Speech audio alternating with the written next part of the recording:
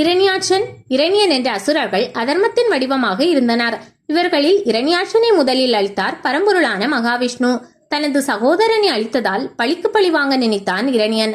தன்னை மேலும் வலிமைப்படுத்த பிரம்மாவை நோக்கி தவமிருந்தான்.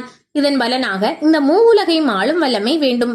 இரவிலோ பகலிலோ, தேவர்களாலோ மனிதனாலோ விலங்கினாலோ பறவையாலோ ஆயுதங்களாலோ நீரிலோ நிலத்திலோ ஆகாயத்திலோ எனக்கு மரணம் ஏற்படக்கூடாது. என் உடலிலிருந்து ஒரு சொட்டு ரத்தம் நிலத்தில் சிந்தினாலும் என்னை கொல்ல முயற்சிப்பவன் தலை சுக்குநூறாக வெடித்துவிட வேண்டும் என்ற வரத்தை பெற்றான். பின்னர் தனது நகரத்திற்கு திரும்பியவன் எல்லா உலகங்களுக்கும் நானே கடவுள் என அறிவித்தான். ஆணவத்துடன் அடைந்த அவன் அனைவரையும் துன்புறுத்தினான். இந்த நேரத்தில் தர்மத்தின் வடிவாக பிரகலாதன் தோன்றினான். இரணியன் கயாது தம்பதிக்கு பிறந்த அசுரகுல வாரிசுதான் இவன். உலகமெங்கும் இரணியனை வணங்க இவனது மகன் பிரகலாதன் மட்டும் ஓம் நமோ நாராயணாய என முழங்கினான். என்னதான் அசுரகுலத்தில் பிறந்திருந்தாலும் சாந்த குணத்தை பெற்றிருந்தான் பிரகலாதன். இதற்கு என்ன காரணம் தெரியுமா? பிரகலாதன் தன் தாயின் வயிற்றில் இருந்த காலம் அது.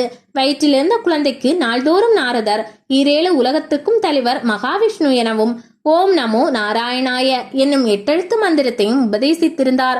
ஒருமுறை குழந்தையான பிரகலாதனுக்கு அசுரகுருவான சுக்ராச்சாரியார் பாடம் எடுத்துக் கொண்டிருந்தார்.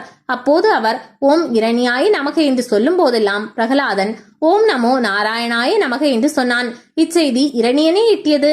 எனது சகோதரனை கொன்ற நாராயணனின் பெயரை யாரும் சொல்லக்கூடாது என கட்டளையிட்டுள்ளேன்.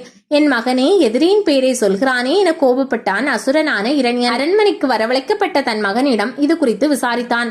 அப்போது அவன் பரம்பொருளான மகாவிஷ்ணுவே அனைவரும் வணங்க வேண்டும் என கூறினான். இதை கேட்டு கொந்தளித்தவன் எங்கே அந்த விஷ்ணுவை காட்டி என்றான். அவர் தூணிலும் இருப்பார் துரும்பிலும் இருப்பார் என சொன்னான் பிரகலாதன். இதோ பார், இந்த தூணிலுமா உன்னுடைய மகாவிஷ்ணு இருக்கிறான் என அருகிலுள்ள தூணை காட்டினான். இதில் என்ன சந்தேகம்? இருக்கிறார் என கைகூப்பி நின்றான் பிரகலாதன். அவ்வளவுதான். கதாயுதத்தால் தூணை பிளந்தான் இரணியன். அதிலிருந்து வெளிப்பட்டார் நரசிம்மர்.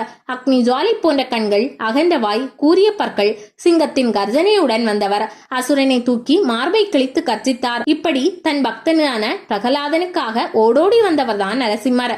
இப்படி நரசிம்மர் அவதரித்தது வளர்புரை சதுர்த்தி பிரதோஷ நேரமாகும். இதனையே நாம் நரசிம்ம ஜெயந்தியாக கொண்டாடுகிறோம். இந்நாளில் இவருக்கு பானகம், சர்க்கரை பொங்கல் படைத்து வழிபட்டால் விருப்பம் நிறைவேறும்.